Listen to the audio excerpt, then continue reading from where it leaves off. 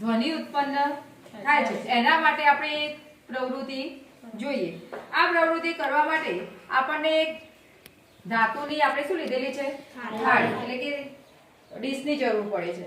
બીજું આપણે એક શું લીધેલું છે? વેલણ લીધેલું છે। આના વડે આપણે આ થાળી વેલણ વડે થાળી પર શું કરીશું? પ્રહાર કરીશું। શું થાય છે તમારે જોવાનું।